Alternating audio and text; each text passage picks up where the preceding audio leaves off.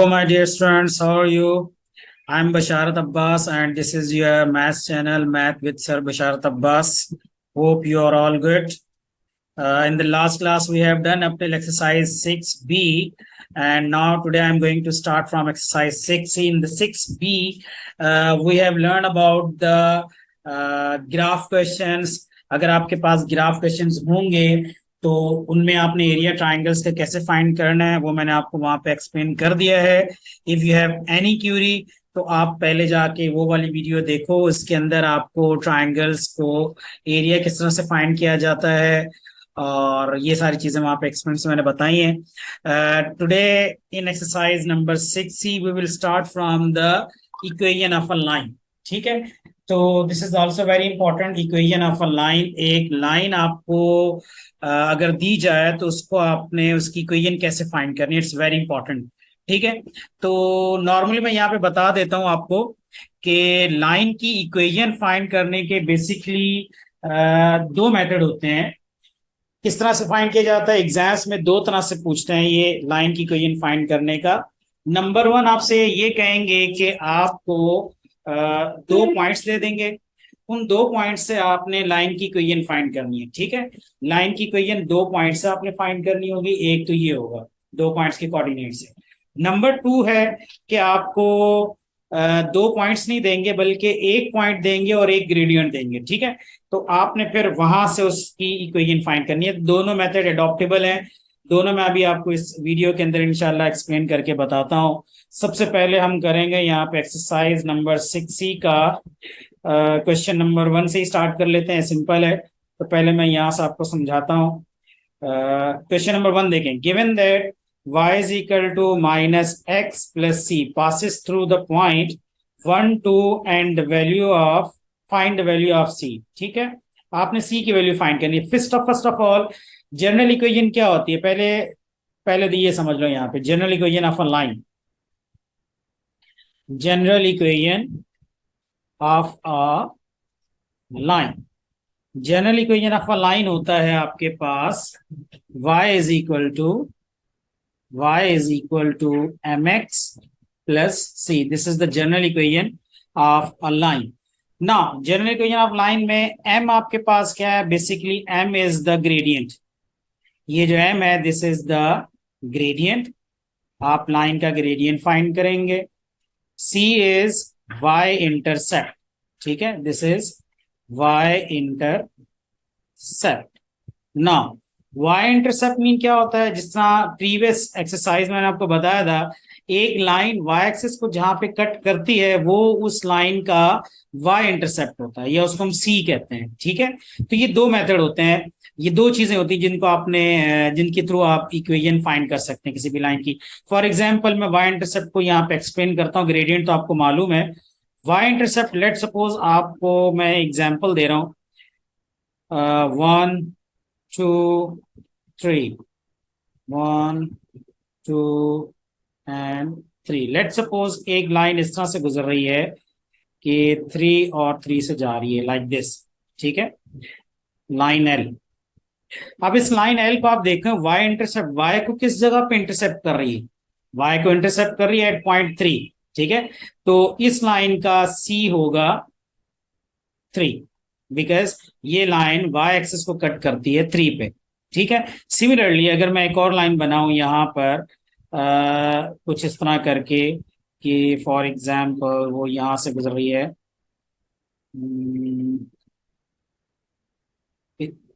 2 से गुजर रही नहीं, सॉरी ये नहीं. फॉर एग्जाम्पल वो लाइन गुजर रही है यहाँ से 1 और 1 से चले गुजर गई. ठीक है, ये लाइन है.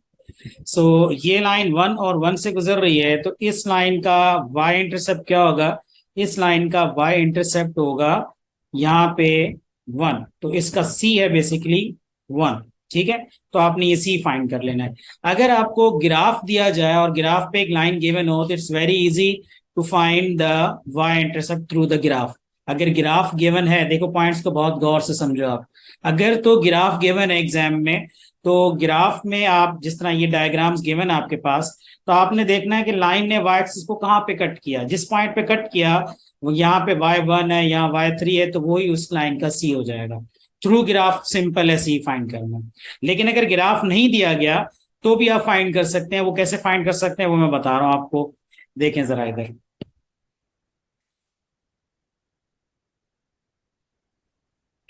ओके ना, फॉर क्वेश्चन नंबर 1, ठीक है, क्वेश्चन नंबर 1 है given that y is equal to minus x plus C. So in this case y is equal to minus x plus C, यहाँ पे passes through the point 1 and 2। ये line है जो गुजर रही है 1 और 2 से। इस लाइन की इक्वेशन ऑलरेडी उन्होंने बताई है, y is equal to minus x plus c. This is question number 1, right. y is equal to minus x plus c. The line passes through the point 1 and 2। 1 2 से line गुजर रही है, x is 1 and y is 2। ये point जो गुजर है ना 1 और 2, ये एक पॉइंट में आपको पता है फर्स्ट जो नंबर होता है दैट शोज x कोऑर्डिनेट। तो यहाँ पे x है 1 और सेकंड जो होता है वो y कोऑर्डिनेट शो करता है, तो y है यहाँ पे 2। ठीक है, तो एक पॉइंट जो दिया जाता है पहला वाला x होता है, दूसरा नंबर उसका होता है y कोऑर्डिनेट। सो यहाँ पे y कोऑर्डिनेट क्या है, y कोऑर्डिनेट की जगह y कोऑर्डिनेट की वैल्यू लगा दो, दैट इज 2। x कोऑर्डिनेट क्या है 1, तो x की जगह 1 की वैल्यू लगा दो, plus c। So it becomes 2 is equal to minus 1 plus c। Minus 1 को उधर आप शिफ्ट कर दो, तो ये बन जाएगा 2 plus 1 is equal to c। तो c की वैल्यू यहाँ पे आ जाती है 3। क्लियर हो गया, c आ जाता है आपके पास 3। अगर c आपके पास 3 आ गया तो बस ये उन्होंने पूछा find the value of c, वो आपने फाइंड कर लिया c। अब इस क्वेश्चन को अपने माइंड में रखना, आगे चल के इस तरह के क्वेश्चंस आएंगे। अगर आपको एक लाइन पता हो और एक पॉइंट पता हो, जिस तरह यहाँ मैंने भी आपको c आपको पहले मैंने क्वेश्चन में बता दिया किस तरह फाइंड करते हैं। अगर आपको कोई सा एक पॉइंट पता है, आप इक्वेशन में से एक पॉइंट की वैल्यू पुट कर दो, ग्रेडियंट की वैल्यू भी पुट कर दो, आपके पास c आ जाएगा। उसको सॉल्व करोगे c आ जाएगा। यहाँ पे ग्रेडियंट था -1, ठीक है ना, तो खाली माइनस लिख दे तो वो अंडरस्टूड है कि -1 ही है। तो इस तरह से आपके पास c की वैल्यू आ जाएगी। ठीक है, सिमिलरली यहाँ पे एक क्वेश्चन हमारे पास क्वेश्चन नंबर 2, वो भी सेम इसी तरह से, the point -3 3 lies on the line y is equal to 4x plus k। ठीक है, इसको कैसे फाइंड करेंगे, find the value of k। यहाँ पे भी एक पॉइंट है -3 और 3, तो आपने x की जगह 3 लगा देना है। अब यहाँ पे इस x की जगह आप लगा दोगे 3, y इज इक्वल टू 4 और x की जगह आप लगा देंगे 3, और इस y की जगह आप लगा देंगे आप, नहीं ये -3 है, एक मिनट, ये है आपके पास -3 और this is -3 and this y is equal to +3। y +3 और x -3 है, तो ये अब आप चेक कर लो क्या बनेगा। 3 is equal to -12 plus k। इसको -12 को इधर भेज देंगे तो 3 + 12 आ जाएगा k 15। ठीक है, तो k की वैल्यू 15 आ जाएगी इस क्वेश्चन से, क्वेश्चन नंबर 2 तक। ठीक है, तो इसको आप अभी कॉपी कर लें, उसके बाद फिर मैं आगे आपको फर्दर इसको एक्सप्लेन करके बताता हूँ कि आगे कैसे होगा। ठीक है, तो अब क्वेश्चन नंबर 2 के बाद आप आगे देखें question number 3, it's very important. ठीक है, क्वेश्चन नंबर 3 को जरा देखें आप, क्वेश्चन नंबर 3 कैसे सॉल्व करेंगे वो आप देख लें जरा इधर। देखिए क्वेश्चन नंबर 3 मैं यहाँ पे करवा रहा हूँ। क्वेश्चन नंबर 3 है हमारे पास, find the value, find the equation of the straight line. की बहुत इंपॉर्टेंट है, इसको जरा गौर से आप समझें पहले। Find the equation of the straight line passing through each of the following pairs of points. ठीक है, find the equation of the straight line passing through each of the following pairs of points.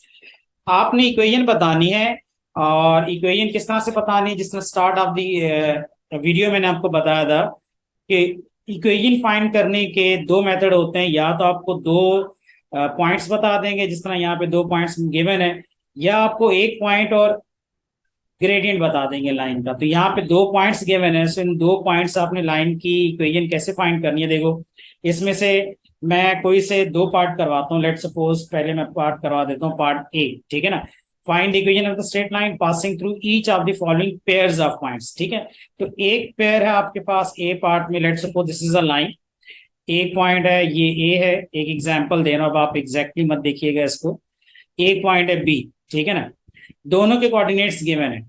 आपने इसको इसकी equation find करनी है, तो equation find करने के लिए क्या मेथड होता है, नंबर 1 आपको ग्रेडियंट चाहिए होता है। ठीक है, you need the gradient y is equal to mx plus c and you need c। दो चीजें आपको चाहिए, तो पहले ग्रेडियंट फाइंड करेंगे। ग्रेडियंट आपने पहले से फाइंड किया हुआ है, अगर नहीं पता तो पहले तो आप वो पिछली वीडियोस देखो जिसके अंदर मैंने आपको बताया था ग्रेडियंट कैसे फाइंड करेंगे। ग्रेडियंट का फॉर्मूला होता है y2 minus y1 upon x2 minus x1। ठीक है, यहाँ y2 क्या है, यहाँ y2 है -1 और y1 क्या है, दैट इज 0। x2 क्या है 1 और x1 क्या है 0। अब अगर किसी को नहीं समझ में आया, देखो किसी एक पॉइंट के कोऑर्डिनेट को आप कह देते हैं x1 y1। देखो इसको मैं कह देता हूँ x1, इसको कह देता हूँ y1। ठीक है, तो x1 हो गया 0, y1 भी हो गया 0। आप इसको कहेंगे x2 कॉमा y2। एक पॉइंट के कोऑर्डिनेट x1 y1 होंगे, दूसरे के कोऑर्डिनेट x2 y2 होंगे। मैंने b के कोऑर्डिनेट को x2 y2 कहा है, मैं चाहूं तो b के कोऑर्डिनेट को x1 y1 भी कह सकता हूं और a के कोऑर्डिनेट को x2 y2 भी ले सकता हूं। उससे भी क्वेश्चन के आंसर पे जो ग्रेडियंट निकलेगा कोई इंपैक्ट नहीं आएगा, सेम वही ग्रेडियंट आएगा। ठीक है, अच्छा जी, अब आप जरा यहाँ देखें, मैंने यहाँ पे वैल्यूज पुट की। -1 -0 -1 ही होता है, नीचे 1 ही आएगा। -1 अपॉन -1 बिकम्स -1, तो ग्रेडियंट इस लाइन का निकल आया -1। ठीक है, -1 अपॉन 1 -1 होता, बिकॉज डिनोमिनेटर किसी भी चीज का अगर 1 है तो वो वही रहता है। अब आपने फाइंड करना है सी। अब वो मैं क्वेश्चन नंबर 1 में आपको बता चुका हूं कि सी कैसे फाइंड करते हैं।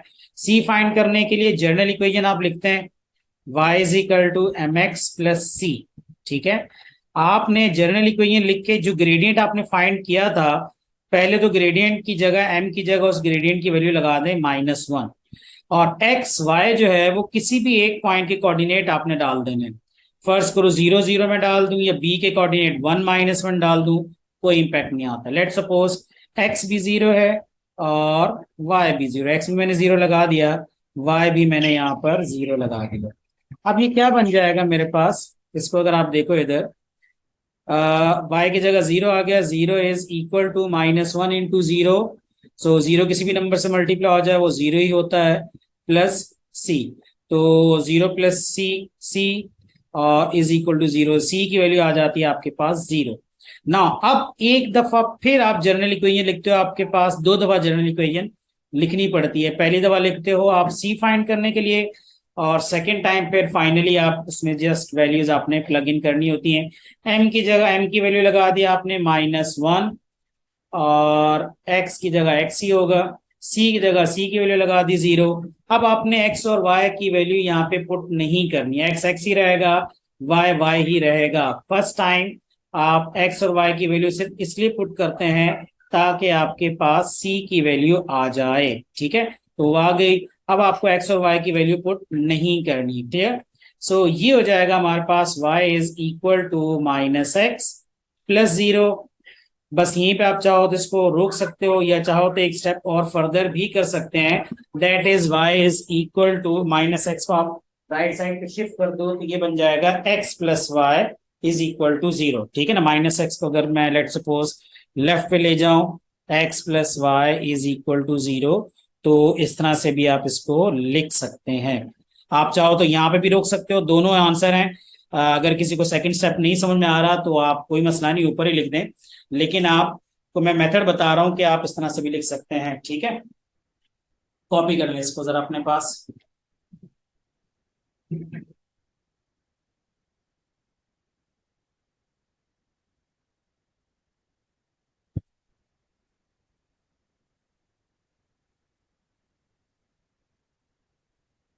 आप इस तरह करें, आप लोग इसका स्क्रीनशॉट ले लें, मैं फिर इसके बाद नेक्स्ट क्वेश्चन पे आता हूँ। ठीक है, वीडियो पॉज कर इसका स्क्रीनशॉट ले लें आप।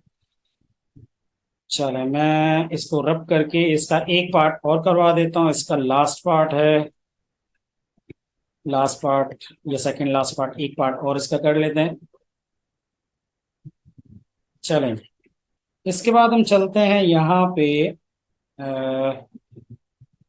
एच पार्ट इसका है वो भी 0007। आई थिंक एच से बेहतर है मैं जी पार्ट करवा दूं, जी पार्ट ज्यादा बेहतर है।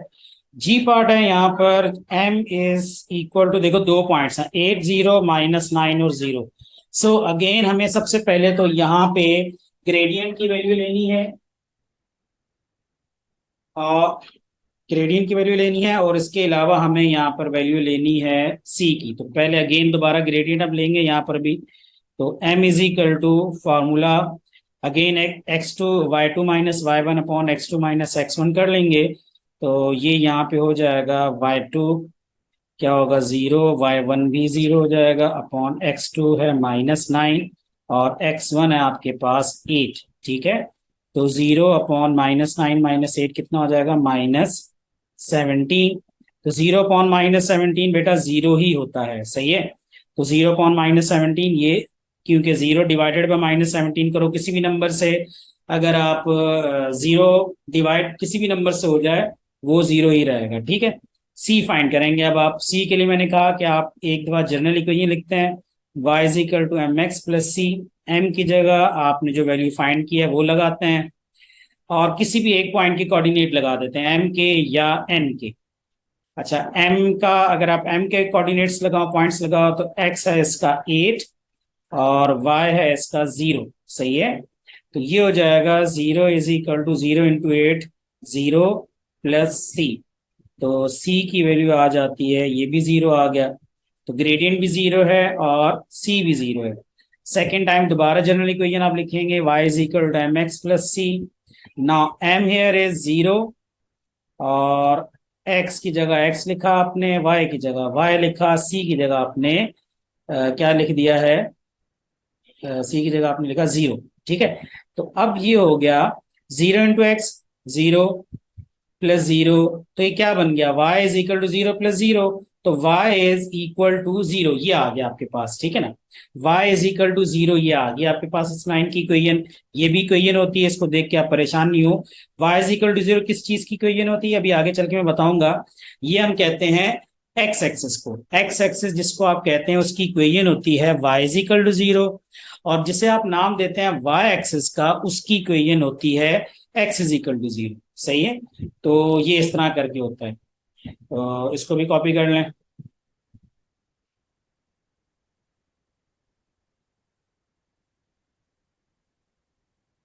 ठीक है, स्क्रीनशॉट ले लें, वीडियो पॉज करने इसको यहाँ पे आप इसका स्क्रीनशॉट ले लें। और मैं इसके बाद नेक्स्ट वाली पे जा रहा हूँ। नेक्स्ट वाला है क्वेश्चन नंबर 4। ठीक है, अब ये मैं चाह रहा हूँ, ये बहुत इंपॉर्टेंट है आपको समझाना कि किस तरह से आप क्वेश्चन नंबर 4 में जिस तरह मैंने कहा था ना कि दो पॉइंट्स होते हैं, दो पॉइंट से आप लाइन की इक्वेशन निकाल सकते हो। वो दो पॉइंट से लाइन की इक्वेशन कैसे निकाल सकते हैं ये मैंने क्वेश्चन नंबर 3 में आपको एक्सप्लेन कर दिया। ये है क्वेश्चन नंबर 4 है। क्वेश्चन नंबर 4 में अब है इस तरह से कि find the equation of each of the straight lines given the gradient and the coordinates of a point that lies on it.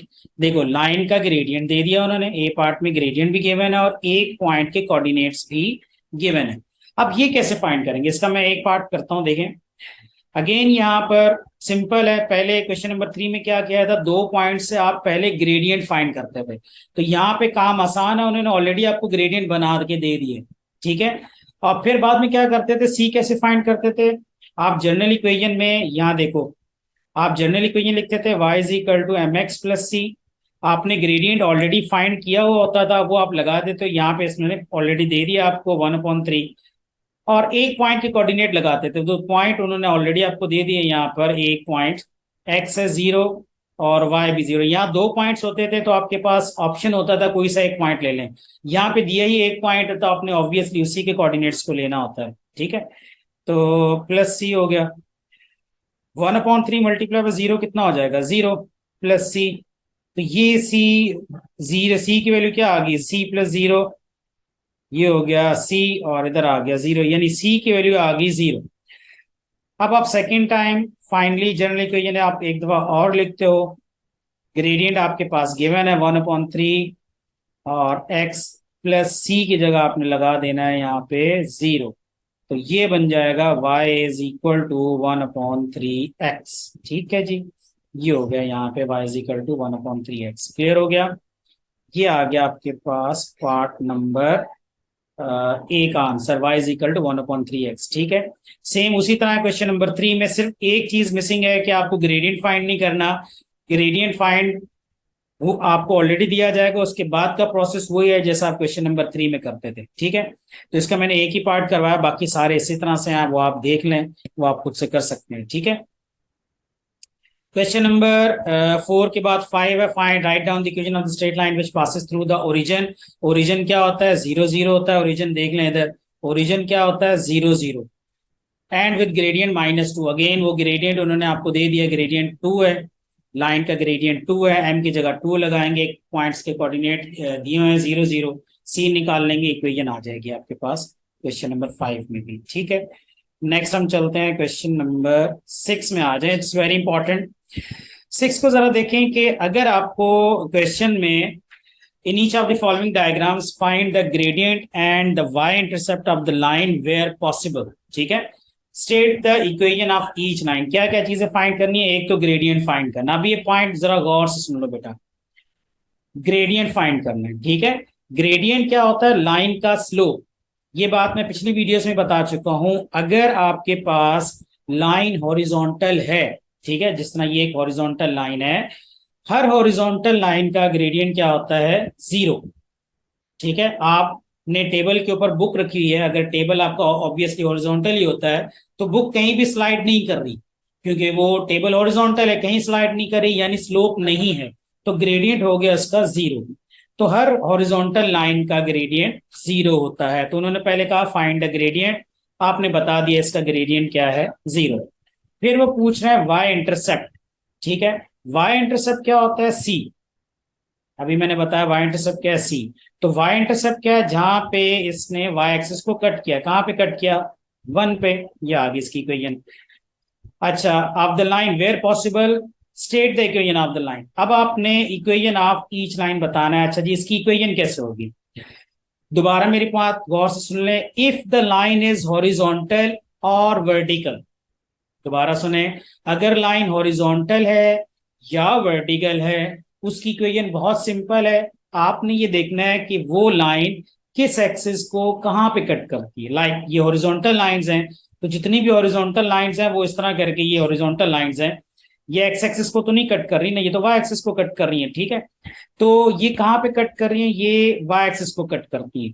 या आप ये ध्यान में रखें कि इसने किस एक्सिस को कट किया, वाई एक्सिस को कट किया, कहां पे कट किया, ठीक है। वाई एक्सिस को कट किया, किस जगह पे कट किया, वाई एक्सिस को किया 1 पे। तो इसकी इक्वेशन हो जाएगी, वाई एक्सिस को कट किया, वाई कहां पे कट किया, 1 पे, तो इक्वेशन होगी Y is equal to 1, that's it, ठीक है। अगर ये एक्स एक्सिस को कट करती तो मैं लिखता एक्स, और जहां पे कट करती वो मैं लिख देता, लेट सपोज एक्स एक्सिस को कट करती 3 पे, तो मैं लिख देता एक्स इज इक्वल टू 3। आगे चल के मैं बताता हूं, ठीक है। दोबारा सुने, लाइन ने हॉरिजॉन्टल या वर्टिकल के लिए बता रहा हूं, जो स्लॉट लाइंस होती हैं, स्लॉट लाइंस या ऑब्लिक जिसे कहते हैं, इस तरह की लाइंस या इस तरह की लाइंस, ये स्लॉट लाइंस होती है, इसमें ये रूल एप्लीकेबल नहीं है। ये एप्लीकेबल है जो मैं बता रहा हूं only for the horizontal and the vertical lines. इसके लिए मैं आपको बताऊंगा बाद में क्या होगा। तो हॉरिजॉन्टल और वर्टिकल लाइंस में मैंने बता दी इक्वेशन किस तरह से आएगी और ग्रेडियंट वगैरह किस तरह से फाइंड करते हैं। तो ये हो गया आपके पास A part. Come to the B part जी। बी पार्ट में है आपके पास अगेन ग्रेडियंट क्या है जी इस लाइन का, ये भी सुन लें। अभी मैंने बताया था gradient of horizontal line is 0 and the gradient of vertical lines का ग्रेडियंट क्या होता है, अनडिफाइंड। यहां पे आप लिख दें इसका ग्रेडियंट है अनडिफाइंड, ये एक वर्टिकल लाइन है, ठीक है। हॉरिजॉन्टल लाइंस ग्रेडियंट अपने पास ये स्टेटमेंट लिख लो, horizontal lines gradient is 0 and vertical lines gradient is not defined, undefined हो जाता है वर्टिकल लाइंस। तो ये वर्टिकल लाइन है, इसका ग्रेडियंट अनडिफाइंड हो जाएगा। नेक्स्ट है वाई इंटरसेप्ट, वाई एक्सिस को तो ये कट ही नहीं करती, तो इनका वाई इंटरसेप्ट भी अनडिफाइंड होता है या नॉट डिफाइंड कह दें, ठीक है। वाई एक्सिस को ये कट ही नहीं कर रही, तो वाई इंटरसेप्ट तो तब होगा ना जब वाई एक्सिस को कट करेंगे, नहीं कट कर रही, तो इनका वाई इंटरसेप्ट भी नॉट डिफाइंड हो गया। अब पीछे रहेगी बात इक्वेशन की जी। इक्वेशन मैंने कहा कि हॉरिजॉन्टल या वर्टिकल लाइंस में ये वाला रूल एप्लीकेबल होता है कि किस एक्सिस को कहां पे काटा। अब जितनी वर्टिकल लाइंस हैं, ये मैंने वर्टिकल लाइन बनाई, ये वर्टिकल लाइन बनाई, ये किसको कट कर रही है, एक्स एक्सिस को, वाई एक्सिस को तो नहीं कट कर रही। तो अब आपने ये देखना है कि किस एक्सिस को कहां पे काटा है। तो वर्टिकल लाइंस ने एक्स एक्सिस को कट किया है, तो एक्स एक्सिस को कट किया इसने, एक्स एक्सिस को कट किया, कहाँ पे कट किया इसने, पॉइंट गिवन है 1.5 पे, तो इसकी इक्वेशन हो जाएगी x is equal to 1.5। First करो ये 2 है, अगर ये एक लाइन इस तरह करके यहां से गुजर रही है, वर्टिकल है, तो मैं कहूंगा इसकी इक्वेशन हो जाएगी x इज इक्वल टू 2। समझ में आ गई बात, अगर ये इस पॉइंट 2 से गुजरती है। ठीक है, तो ये मैंने आपको एक सिंपल क्राइटेरिया बता दिया हॉरिजॉन्टल और वर्टिकल्स का। क्लियर, कॉपी कर लो इसको। सी पे आ जाए जी, सी और डी पार्ट सेम है। सी पार्ट कैसे होगा, पहले तो अब ये भी इजी है, कोई इशू नहीं है इसके अंदर, बस इक्वेशन उस तरह से नहीं निकालनी होती।